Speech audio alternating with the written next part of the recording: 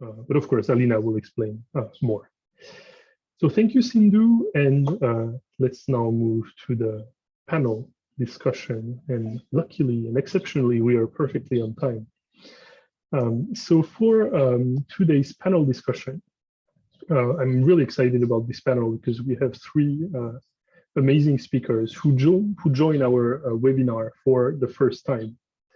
And our first exceptional speaker is Dr. Kate Kitagawa, Director at the Space Education Center at Jaxa, the Japanese Aerospace Exploration Agency.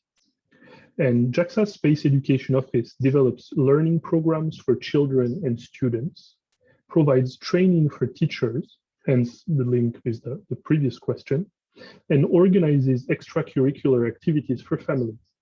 It actively participates in international conferences and develops partnerships with a broad range of educational institutions, museums, youth organizations, and community-based learning. Dr. Kitagawa, thanks for being with us today. Our second speaker is Ms. Alina Joseph, the co-founder and head of external relations at APOSA, a sustainable space community development initiative. She pursued her master's in geopolitics and international relations from the Manipal Academy of Higher Education, India, after completing her bachelor in physics, so very interdisciplinary profile, from Kerala, India. She's an aspiring policy analyst, focusing on various international relation topics, including space policy and law, space governance, and space security. Thank you for joining us today.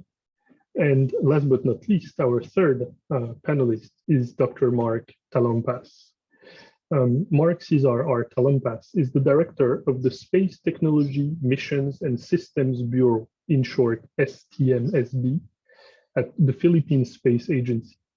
The STMSB directs and undertakes the design, implementation, testing, and integration of technologies for satellites, spacecraft, and other space systems that cascade to and enable the implementation of successful space science missions and space-enabled operational services. Dr. Talampas obtained his Bachelor of Science in Electronics and Communication Engineering and Master of Science in Electrical Engineering from the University of the Philippines. And in 2015, he obtained his PhD degree in Electrical and Electronic Engineering from the Nanyang Technological University in Singapore.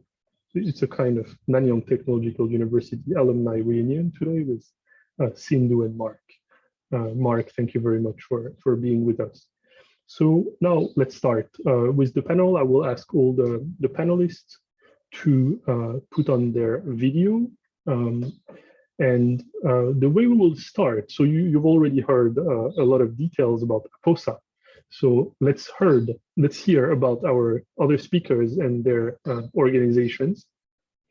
So I would like to ask Kate first and then Mark to give us preliminary statements. So Kate, my main question that I would like to ask as a kind of preliminary statement, guiding question is, what are the missions and purpose of Jaxa Space Education Center? And in particular, Jaxa is a mostly research and development organization with mostly engineers. So what is the center's place and relevance within such a very R&D oriented organization? So you have the floor, Kate. Thank you very much.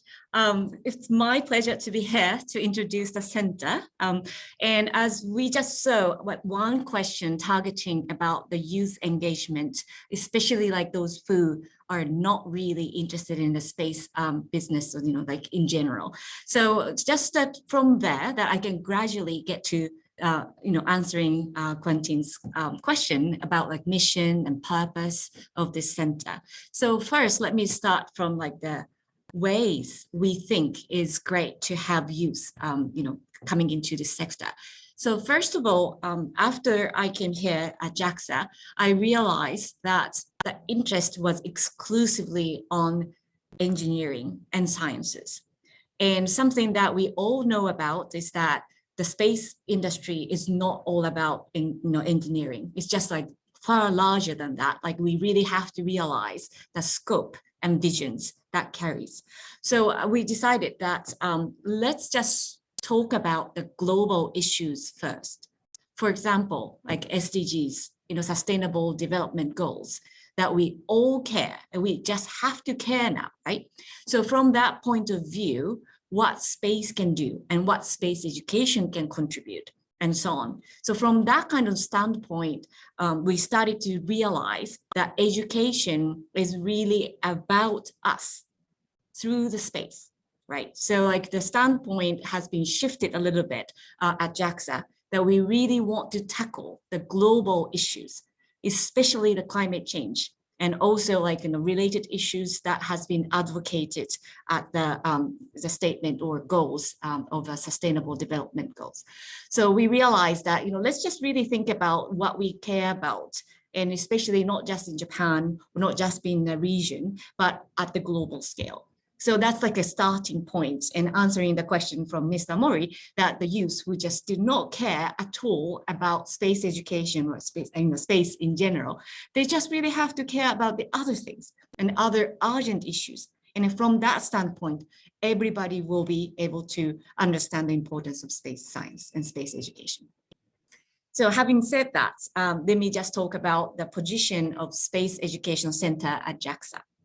So first of all, the Jaxa has like many branches, and also like the development part of science is amazing. Like it has like a great connections and great network, and also great initiatives. So it has like many branches and interests. And now what the space education does or contribute is that to unite what they're doing, the different directions and different steps into the future visions. So what we are really caring about is to really focus on the important issues, and we realize like how each divisions from Jaxa are tackling them. So it's a channel to put through engineering and science into the public sector. So this is a difference between how the publicity does to the public. What education does is precisely the point where people, like the receivers, will have to have their answers. So it's not what Jaxa does, but what people care about. So education really connects and asks those questions to the public. And in that way, the Jaxa will be, having a conversation with the public. And also the public will be engaging in Jaxa's activities. So that's where we stand. And that's how the space education proceeds from now on. So that's one thing that you asked me about, the missions and purpose of this organization, or Space Education Center at Jaxa. And as a preliminary introduction, we would like to be, I'd like to be talking a little bit about the actual events or some sort of like, programs that we offer. So first of all, for high school students, we focus more on the hands-on and also experience-based learning. So for high school students who are able to understand the world through science already, it's not like primary school students, they will need a guidance to get to that. But high school students, they usually have a better understanding of like how things operate. So for high school students, they will have a chance to apply for those programs to visit Jaxa's branches, and then they will learn how things work, and also how the program were have been turning from the ideas to practice. So those kind of things that has been offered through the education center, that there will be the limited number of youth and high school students that are participating. And now, as as Sindhu kindly pointed out, that the issue is that we've been selective. We just cannot be selective at this point, that we have provided those opportunities for a selected group of people. And now what we are offering to do is this sort of idea, like free webinar, for example. Like, people will have an access as long as they have an access to the internet, for example. So this program has not been done yet, but it will be starting from this summer. So hopefully that many people will be interested in just to hear one talk or a series of talks. And then from that standpoint, they will be engaging into the space science or the actual issues that the globe has to tackle together. So that's a new program that I've been offering, or we started to offer through Space Education Center at Jaxa. So one example, the concrete example of that concerns this group.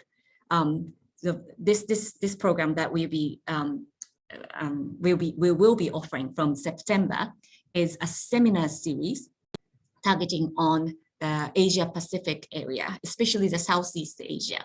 So the season 1 of this series has been put out at my old workplace, Science Museum, London. So at Science Museum London, from this January to June, we had a seminar series on space science and space education targeting on Japan. So like 6 months of just learning, like one last Tuesday of every month that we had those seminars. And then season 2 really focuses on the Southeast Asia, and that will be starting from September, and invitation will be sent, or the information will be available to all from June onwards. So that's one thing that, I myself came from the UK, just moved here, and I realized like how close it is, London and here, and all other countries. Like now, like we've been connected to, Philippines and markets there now, and many people around the world can be connected.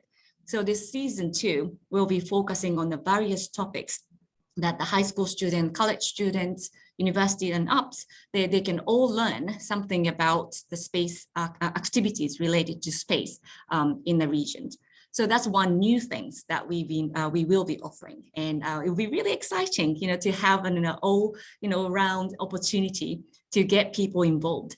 So now we are starting slowly from having the selected group into like larger group of body, and then through that, as I said, the communication between science and public will be developing even further. So that's one goal of this center. So another things that we like to be talking about is the role of regional conferences. So APR-SAF, for example, that has been done for since like 1993, I think. And it can be stronger if all related people, especially the youth, started to participate. So now that we are looking into a new structure and new events built for APR-SAF for this fall, this autumn, we will try to have more youth engagement in this event. And in this regard, that we really started to notice, what kind of things that we could offer. Those things are not just to be targeting the selected and interested people, but our goal is to reach out more and then try to have larger audience listening and learning and making a statement together. So that's where we are. And thanks for having me today. Thank you very much, Kate. And I'm really excited hearing all you explain about the fact that I know that Jaxa has been doing amazing things in space education for quite some time, but indeed the audience was sometimes very domestic or I mean, not international enough, I would say. So knowing that all these great resources and things that you do will be available to a greater number of young people is really, really, really good, I think. Thank you. The participation is a key. So I would really like to advertise and stay connected with this group. So thank you. And please move on. Yeah. Thank you very much. So now I would like to turn to Mark for the preliminary statement. And actually, again, the reason I wanted to have you, Mark, in this webinar is because in my how can I say, very subjective opinion, I consider that the Philippines has the greatest example of how to build a space workforce with a, I would say, cost-efficient and time-efficient also program. And when we think that the Philippines had a very limited number of space engineers even 10 years ago, and now you have enough staff to basically fill an entire space agency, is incredible. And so I will mention names that some of you in the audience may know: the Phil Microsat program, Stamina for Space, and now what PhilSci itself is doing is very impressive. And so before maybe discussing the engagement with the youth in the region, Could you tell us a bit about what is the secret behind the Philippine success? How did you manage? What was your recipe to build this workforce in such a short time frame? I'm sure a lot of people will be inspired by this story. Well, first, I'd like to thank you, Quentin, for having me here to talk about the Philippines' activities in this space, and also for your very high estimation of our recent efforts to build up our workforce. Actually, in my opinion, the Philippines has always had a space workforce, albeit for the downstream sector of space technology. So we have a very active GIS and remote sensing community, and it's been there since way before. So we can think of our remote sensing practitioners in the Philippines as our baseline space workforce. Having said that, we do acknowledge that in recent years, we're able to quickly build up a pool of researchers, scientists, and engineers that are trained in the development of upstream space technology. And we're able to do this by first actively seeking opportunities for our young workforce to be trained by experts in the field. So you mentioned Phil Microsat and Stamina for Space. These are projects or programs that involved us sending student engineers to Japanese universities, Tohoku University, Hokkaido University, Kyushu Institute of Technology, and to take up advanced studies in space-related fields. And in the process, they also worked on the development of our first microsatellites, Diwata-1, and later on, Diwata-2. So we also sent students to study and participate in the BIRDS program of the Kyushu Institute of Technology. And it's not just Japan. We also sent some students to National Cheng Kung University in Taiwan to take part in the development of their IRIS CubeSats. And more recently, we sent a team of engineers to SSTL in UK to develop one of our next satellites and be trained under their know-how transfer and training program. So I can say the first step really that we took is an aggressive approach of sending people abroad to be trained by these experts. Secondly, the knowledge that we gain under the tutelage of these experts in the field are quickly shared and disseminated as much as practicable to our engineers in the Philippines.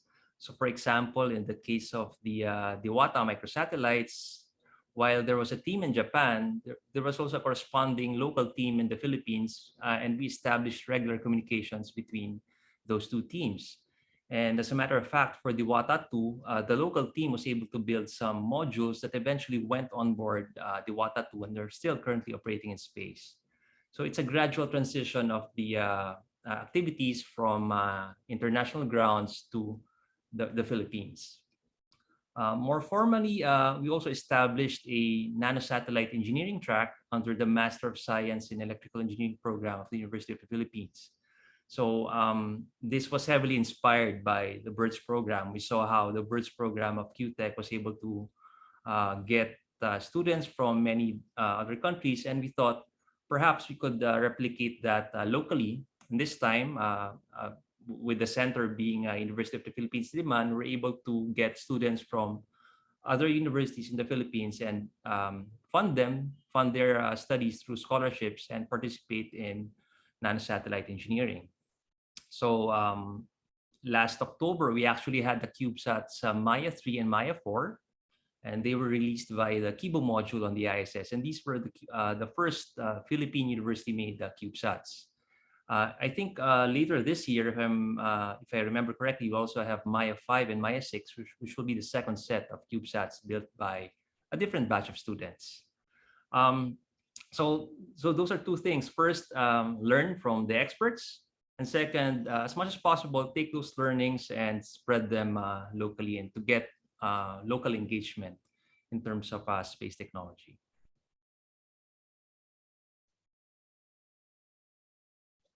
Thank you very much. Yeah, I think these are two very, very important lessons, in particular, the second one, because you see a lot of countries who do capacity building programs with, let's say, Japanese university, SSTL in the UK. But the key there is, how do they make it sustainable? How do they ensure that, because getting knowledge is, I wouldn't say it's easy, but it's not so complex. Keeping it and developing it is the real challenge. And I'm really glad you explained how you institutionalize this capacity building into your own program. And then the next step that is so obvious that you didn't necessarily emphasize it, but you have an agency now. So all the people who are trained have a place where to work. They will not disappear in other industries or stay abroad. They can contribute and be pioneers in their own country, which is what everyone would dream of. So yeah, thank you very much for these preliminary statements. And so now what I will do is we have prepared a few questions for all the panelists. So I will go over these questions, but I really want to keep at least 15 minutes at the end, and I will probably skip any closing remarks on my side to have more Q&A. So please ask as many questions as you want in the Q&A box. Now, Alina, we still didn't hear from you. So the first theme I would like to discuss, and we already discussed it a bit, even a lot, is so why and how to promote youth engagement in the entire region. And one aspect that is striking in APOSA is your focus also on Pacific Islands, which have been more or less forgotten in the space field. So they are, of course, I would say sometimes the beneficiary of space applications, but there's very limited engagement of the population in this island, and in particular the youth. So my first question is a bit provocative. Why do we care? Why does it matter to have more engagement in Pacific Island countries? And because obviously the answer is that it matters. How do you address it at APOSA, and how do you try to engage with them? Thank you so much, Dr. Quentin, for the question, and also, first of all, to invite me to this wonderful panel. It's such a pleasure, and I think I'm very good with explaining it to relativity examples. So simply putting, like, since the audience are most of them are all students, if you are not including Pacific Islands in the Asia-Pacific Oceania region, it's as simple as how some music bands go on world tour and just consider US and Europe. That's not world tour, right? It's as similar to that, like Asia-Pacific Oceania needs to include the Pacific Islands as well. And before going into the details of that thing, again, going back to why Asia-Pacific is important, like when you look into the whole international system itself, you see Asia-Pacific is one of those diverse regions where there are a lot of countries, and among them there are a lot of island countries as well, not just surrounded in the four sides by ocean, but also having volcanoes and mountains and lowlands and things like that. It's all a very diverse and intense area. And apart from the rest of the world, I see that Asia-Pacific Oceania doesn't have that much space actors as well. Like if you see prominent space actors, like people will name out like Japan, India, China, Australia, New Zealand, but what about the countries in between? Like, for example, like Philippines and Indonesia, Vietnam. People don't usually talk about it as much as it's supposed to be, right? And like how Pacific Islands come into this factor is that earlier Dr. Sindhu clearly pointed out like why there is an underrepresentation for these countries in the Asia-Pacific region itself, because there are a lot of factors considering the availability of internet, geographical issues, things like that. And also politics do also play a major factor in all these things. And when we are looking, and I mean, if I have to talk it from the perspective of APOSA, we are going to hit 1 year this coming June. But still, before we launched APOSA, we were doing the preliminary research in all these aspects, and we found out, okay, there is the lack of representation for Pacific Islands, and we took it into consideration. And the last 2 workshops that we did, we were able to reach out to the Pacific Islands community there, and also to the experts who are working there as well. Like we reached out to the Pacific community, SPC, and also to the GIS remote sensing community there for the last workshop. And also we did reach out to this particular company called D4D Insights, who were working on the digital Earth project on the Pacific region itself.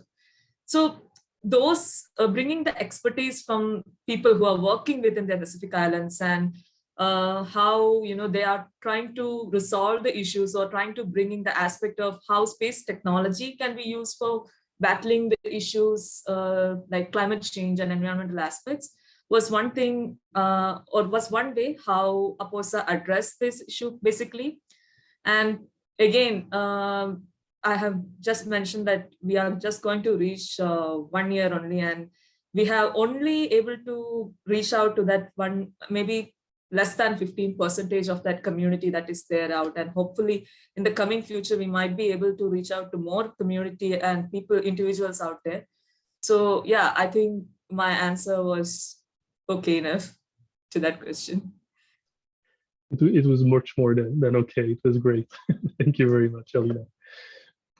So now in terms of, again, engagement with the youth in the Asia-Pacific region, I would like to turn to you, Kate. So you already mentioned an important tool that, and I fully agree with you, is still underused, which is the APRSAF, so Asia-Pacific Regional Space Agency Forum, that is a Japan-initiated regional space agency forum, so as the name says. So it's the main discussion platform for the space sector in Asia Pacific, but it often tends to have the same participants. So I'm one of the usual suspects of this conference. I'm always there seeing good friends every year. But there is indeed a need for more diversity, more youth, and also sometime trying to transform the academic conference type of event that the APRSAF is into something that does more outreach. And so I'm really glad that you're tackling this. But so beyond, including APRSAF, what kind of activities do you have that are targeting specifically, let's say, sharing Japanese knowledge, Japanese lessons with other countries in Asia Pacific? And to what extent in these kind of initiatives do you involve other countries? So not just the Jaxa Space Education Center helping the rest of the region, but working with the rest of the region to promote education. Right. This is a really, really timely topic, because now that we start to really plan the next APRSAF, that it's really nice to have input as well. So I will state something that I have in mind, but you're welcome to tell me more about what you think will be great. Because as Quentin said, like you've been participating in them like, some years, and there will be some sort of like ideas that, how to make this more important and how to make this more effective and how to make this actually great. So please let me know about like what you think, as well as like you listen to like, sharing the ideas among ourselves. So this will continue for like the next month or so, that planning process. So please do let me know and share with this community about how to make this great. So from my standpoint, I would like to announce a little bit from the Japan side first, which is that our engagement so far has been hosting the water rockets competition, and also just to have like international cooperation and also like friendship through water rockets. But from next time, we would like to offer this opportunity to host the water rocket competition to the different countries. So nowadays that we all know like how to do it, but we like to take initiative on our own, right? So I don't think that only one particular country will have to host it all the time. So we would like to offer this sort of like, leadership and also like, know-hows of how to make the event work and then placing it in the different countries. So this is an ongoing discussion, but I think it's nice that Japan has been doing this for some years, not just some years, like decades. And now that we like to be having, like maybe like, cooperating and collaborating with the new countries that, want to have a, its own twist into this event. So we like to be offering that as a great opportunity. Please take over and then make it even more great and then make it like more engaging to the youth. So that's one announcement from Japan. Also, I'd like to be saying a little bit more about this parallel ideas of how to make it practical of youth education, which is that youth engagement always needs the instructors support or like, guardian support, right? So the youth to be engaging in any activities, especially for international sector, that they will have to have an approval of like, their seniors, right? So like teachers or like, parents or other people. So I would like to have this parallel development, not just targeting the youth, but targeting the adults, and also in a larger sense that seniors, they will probably have a better ideas of how to really like pass on education to the younger generation. So I like to have this mechanism going on, like, you probably get my idea. Like, it's not because we want to focus on the youth that we just treat youth as youth, but we have to see the larger body of who are guiding the youth. So that kind of section that I like to introduce for the next APR South. So that's like, will be something new, like we just really talk about, learning process and then how to make, get the larger audience on our side. And the third part is that I like to really see the unity, but also our attitudes to be more open. So the theme for education is education for all. So we will probably try our best and also our extra, put our more effort into, publicize it to reach out even more people. So in order to have that in mind as this group of people who have been the regulars, we like to be trying to have like, extension of our groups. And then to do that, we like to have a specific, even like, specific event, or even like, some sort of network or a web-based, platform to inform all those people and welcome the diverse group of people to participate in APR South. Thanks. Thank you very much for sharing with us these ideas that I perfectly agree with. I think I would love to see it evolving in that direction. And personally, I really like your second point, talking about, education.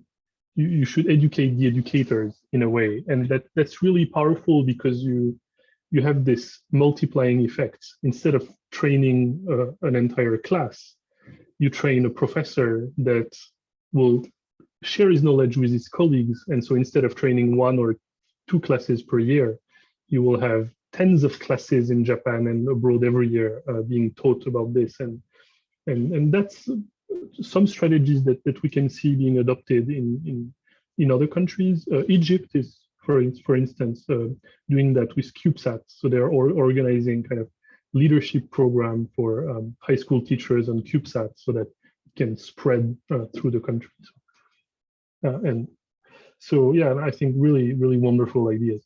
And so now I would like to turn to Mark. So I would say the same question. So you have done an amazing work in the Philippines.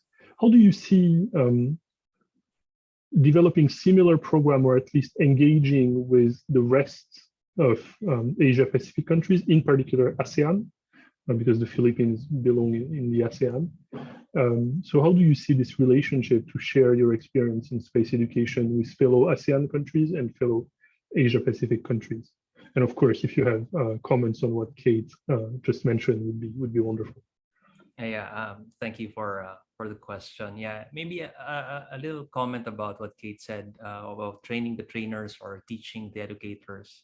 That is also one approach that the Philippines is taking in terms of growing our young space workforce. As a matter of fact, Charleston here in the call is one of our educators, and we expect him to return to the Philippines after a few years to help train the next generation of young scientists and engineers in space technology.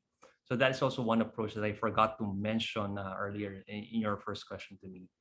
Now, in terms of engaging with others in the Asia-Pacific region, we've always been sort of actively participating in APR-SAF. As a matter of fact, when the APR-SAF was held in the Philippines, I think that was in 2017, if I remember correctly. There was no Philippine Space Agency then. It was still just the Department of Science and Technology, but it just shows that our commitment to this effort of being active players in space. So we're active participants in APR-SAF. We've also been participating in the activities of the Space Education Working Group.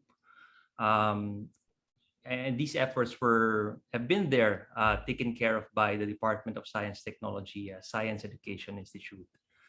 Recently, we also established a local chapter of UNISEC. So we have 7 member universities of UNISEC Philippines. So that would help build the education aspect in the Philippines. And we're looking at establishing a network of ground stations across these many different universities in the Philippines that will also help train the students in the use of space technology, especially in terms of satellite communications. Now, with respect to PhilSA, PhilSA's own initiatives, we're coordinating local participation in the Kibo ABC activities. So, for example, we're hosting the local call for proposals of the Asian Tri-0G, and we're going to mentor the proponents of the top proposals before submitting their final proposals to Jaxa. We're also encouraging the elementary schools in the Philippines to participate in the Kibo Asian Herb in Space, where, of course, the schools will germinate seeds from space provided by Jaxa and measure the plant's growth. So those are the activities led by PhilSA and other agencies in the Philippines that are more related to engaging with the other countries in the region. Thank you very much. I really think that we have with Jaxa and PhilSA 2 really good examples of how to do it. And if a lot of countries were replicating this kind of approach, it would be very useful for the entire space community. But government is not all. There are many other organizations supposed to play a role in this, as important as governments. And so now I'd like to turn to Alina and also the other panelists on what is the role of NGOs? What NGOs can do that government cannot? How do you complement each other? How do you work together? And so starting with Alina. So my question is simple. So what is the place of NGOs? Or if you don't want to speak generally about NGOs, about an NGO like APOSA in youth engagement in the space sector? And how do you see your relationship, or how you complement what is being done by Kate and Mark, for instance? Thank you for the question, actually. And talking about how NGOs facilitate youth engagement in the space sector, I think a great example that can be given right now is how I ended up with APOSA itself. Like Dr.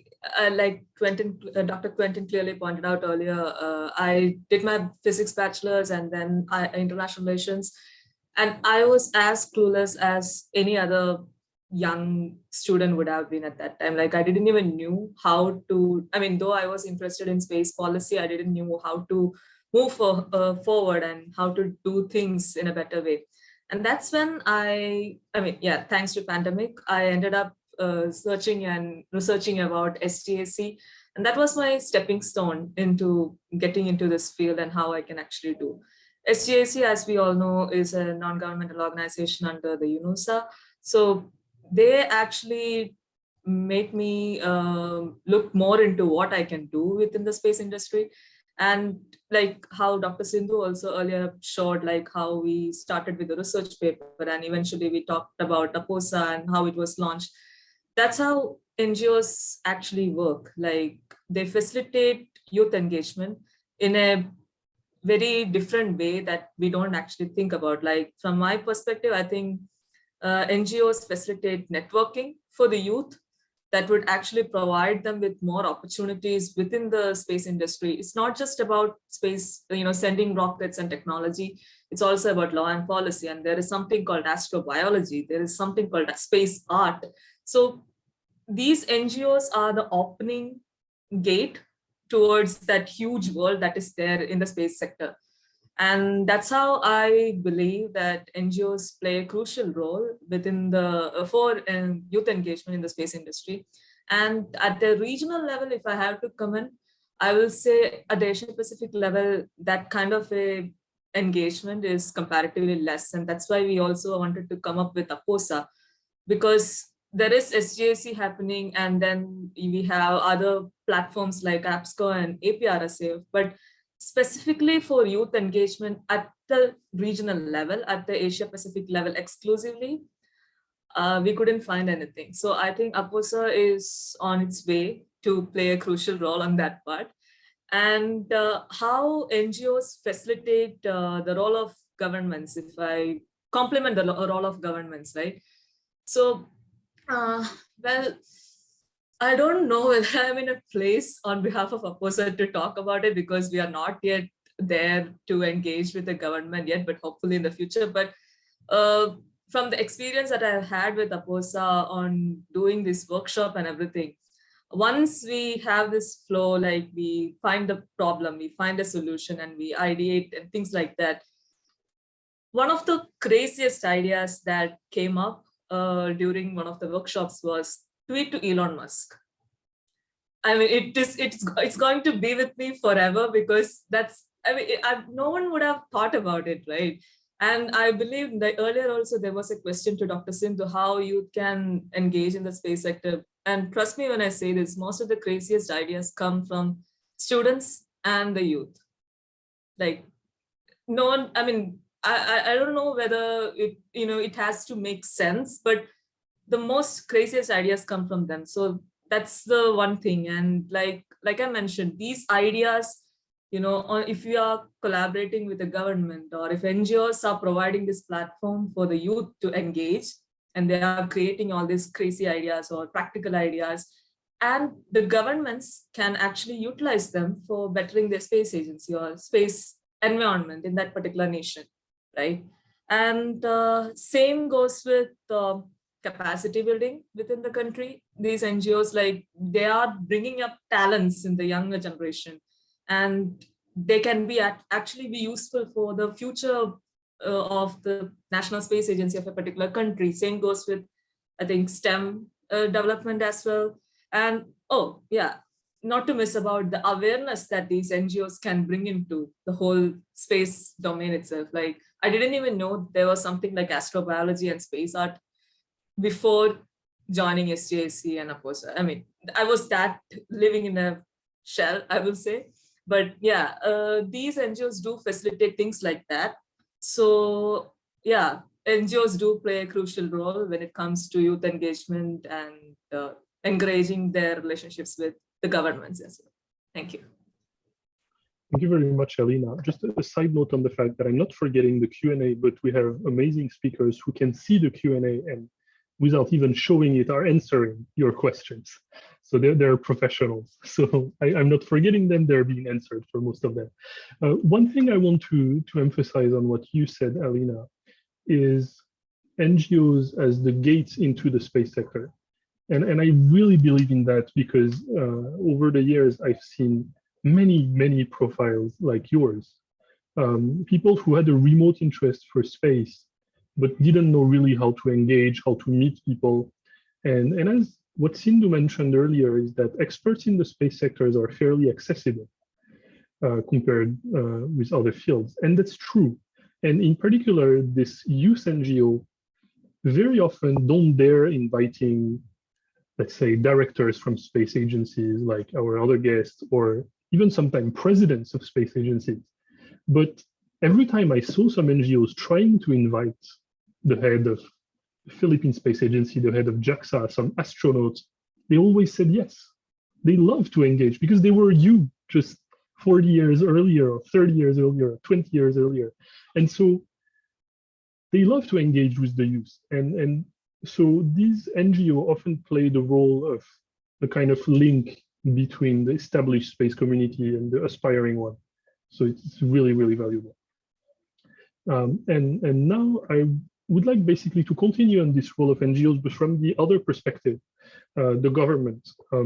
So the same question for Kate and Mark, starting again with Kate and then going with Mark. So what type of relationship do you have with space youth NGOs like APOSA, or the Space Generation Advisory Council was also mentioned? And do you plan to engage more or less or differently with them in the future? So Kate. Well, it will be really, really crucial to have the NGO at the international level to voice things out together. So my immediate answer is that this is the beginning, that we really have to focus more on how to intensify this passion of being connected together. So NGO, in my view, represent really like the voices of youth, like demand from youth, like really straightforwardly. And that's like something that NGOs are special about. And something that really, like from that perspective, that just cooperating with NGO is a must. Like we just can't exclude that possibility, right? So we'd like to be really hearing, and also from Jaxa's side too, we have NGOs related to space education domestically. We've been engaging in Jaxa's space education activities, but unfortunately not at the international level yet.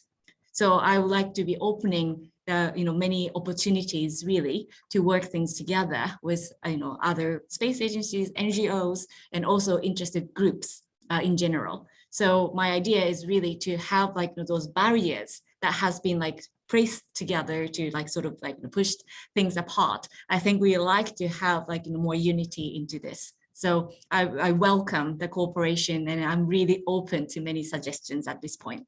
Thanks. Thank you very much. So another description of NGOs, indeed, not only the link, not only the gate, but also how governments hear the voice of the community. Extremely important indeed. That's right. Mark, what are your thoughts on this? Maybe I agree with what Kate said. Basically, NGOs play a very important role, not just space NGOs. NGOs in general play an important role in civil society. They help push forward agendas that may or may not be, how do I say this, given the appropriate amount of focus by government, for example. So those are some of the typical scenarios where NGOs play a very critical role.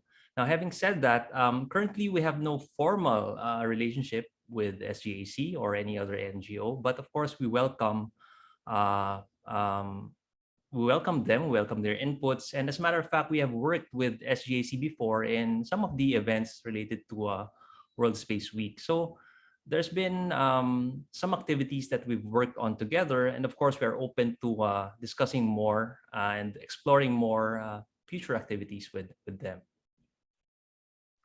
So APOSA, Alina, and Sindhu, the ball is in your court. They are interested. So now, after this event, keep in touch. Absolutely. I mean, definitely, absolutely. We will be reaching out to both of you.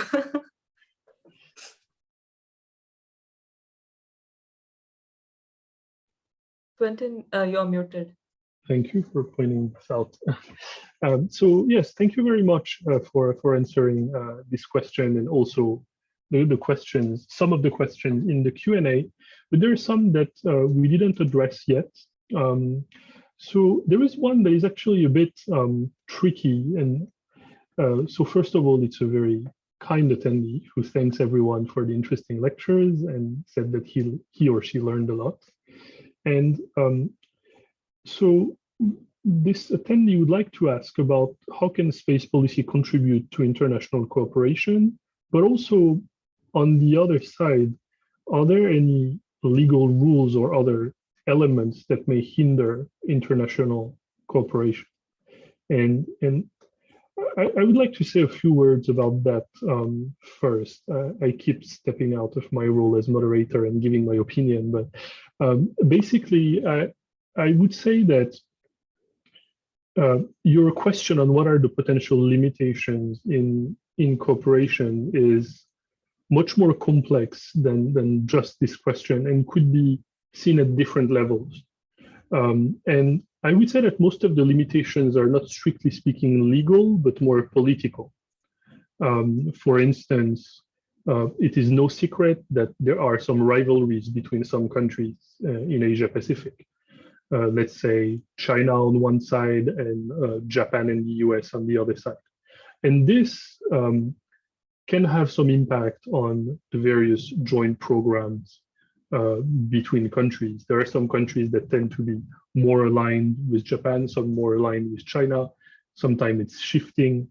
So it's very sensitive. And I mean, I'm not sure whether our governmental speakers want to talk about that, but that's a sensitive issue. And but why do I mention that? It's because these political limitations do not apply to NGOs. And that is what is wonderful with things like APOSA and or the SGAC. If I take the example of SGAC, because it happened a few years ago, there are two regional coordinators in Asia-Pacific.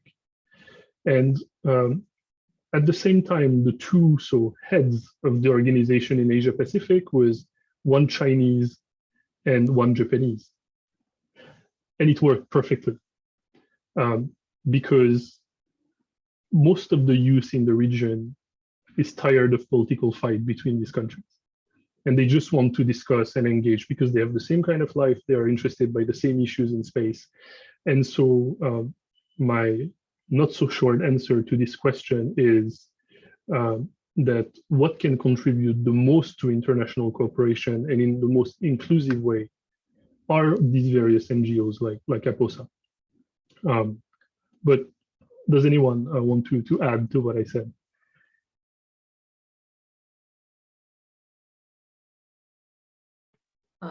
I think I can add just one point. I completely agree with what Dr. Quentin has mentioned right now.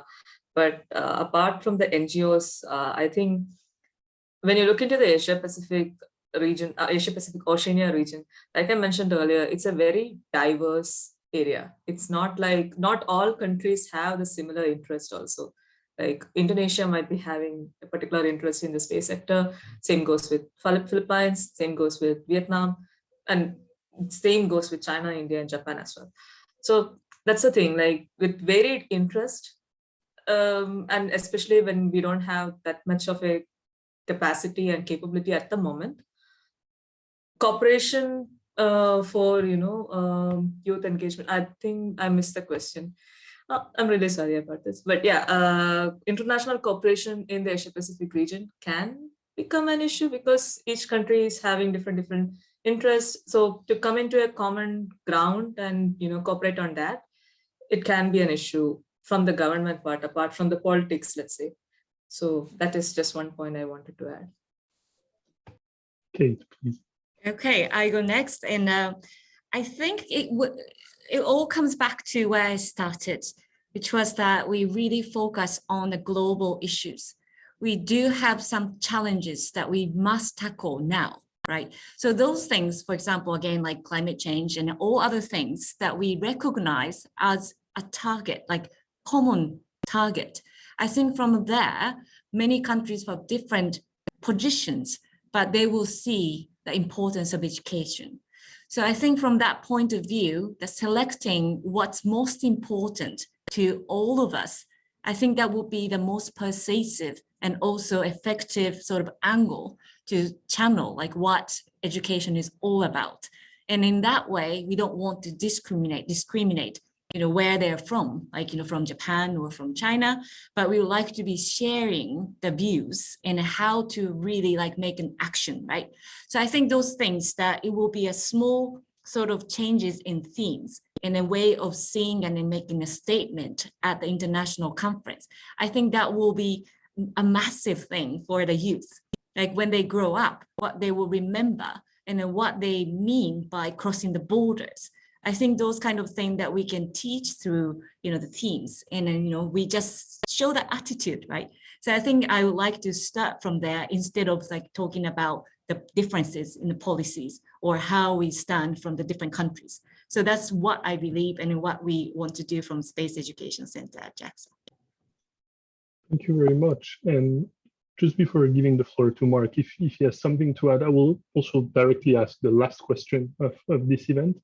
There is a very concrete one. Could you point out to some resources on where to find opportunities for summer school research programs, preferably free, that are available for high school and undergraduate students? So the person didn't mention in which country, so do not discriminate, whatever comes to mind. Mark, if you have any idea, and then the other speakers, and we'll finish with that. Yeah, for this one, I'm afraid I don't have any idea right now on where to find these opportunities. But if ever there's one, please just follow our Facebook page on PhilSA, our website, and we'll be sure to announce these opportunities through those channels. Let's say Kate. Yes, so as I introduced a little bit about this, that we like to offer webinars, for example, for the people who have an access to internet can join all. And also, like, many activities that have been planned has been limited to domestic audience. From now on, that I would really like to be opening up to the international level, and we'd like to be speaking both languages and also multilingual interactions. I think those are the things that Jaxa would like to step in and to offer in the future. So currently, unfortunately, we have been sort of building things that what we can do, but now it's probably time to make things more concrete and then offer something real. So I think we're starting at least from Jaxa in the summer. So please also, I would like to say that social media and also homepage, and we'd like to announce those things as we plan. So. Thank you very much, and thank you for sharing in the chat the link about what you have done so far at the Science Museum, London. It's very interesting, and I'm sure everyone will like to watch it again. Right, so one of the authors from the book that you introduced, Max, he will be speaking about this regional development in May. So at the end of May, so that's next week that he'll be speaking. And also for June, we will be speaking from Jaxa, Space Education Center. So it'll be really nice things to follow up and then to move on to season 2. So your participation will be welcomed. And we will indeed, and I can speak for most of the attendees, will definitely register and join. And the honor of having the last words will go to Alina. So an obvious answer to that is check APOSA's coming events. Yeah, I mean, that is there. Yeah, along with that. To finally, the final words to motivate people to join APOSA in your events. Yeah, I would really encourage all the participants to join APOSA, and it's not just summer course we have all year round research groups happening, and we have different outcomes prepared, like we might be presenting it as a paper or at a conference or things like that. So definitely reach out to Dr. Sindhu. She is the head of research of APOSA if you are interested in any research activities going on. And apart from APOSA, on a general note, I think if I may be able to inspire some of them, LinkedIn and websites like that are very useful in figuring out like the internships or other research programs different space agencies provide. Not just space agency, even space think tanks or other space related entities provide, and also following people, individuals, expertise like Kate and Mark here, they might share interesting opportunities. And usually the issues with these kind of opportunities is that they get filled so fast. So just keep on, following all these people on LinkedIn and other social networking sites, which actually help your career boost. And I think that way you may be able to find maybe plenty of such kind of an opportunity. Yeah. Thank you very much, Alina. And I would like now to thank all our speakers today. So Dr. Kit Kitagawa, Ms. Alina Joseph, and Dr. Mark Talompas, without forgetting Dr. Sindhu Paramasivam, who delivered the keynote I really share the pleasure of all our attendees who expressed in the chat and through the Q&A that they deeply enjoyed this session and learned a lot. So thank you very much for joining our monthly webinar. And before closing, I would like to announce that we will hold our next webinar on June 15th. So it will be on a Wednesday this time, June 15th at the same time, 5:30 to 7 Japan time. And it will be co-organized with the only Indian think tank focusing on space policy called Spaceport Sarabhai. And we will discuss how Japan and India are approaching the development of the promotion of a space industry. So the different models that are followed in each country, and so some kind of comparative analysis. And we are really fortunate to have for that prominent guests from the Indian government, the Department of Space, and also from Jaxa again. So again, thank you very much for joining this webinar. It's always a pleasure to host it, and we hope you will join the following webinars. Have a good evening.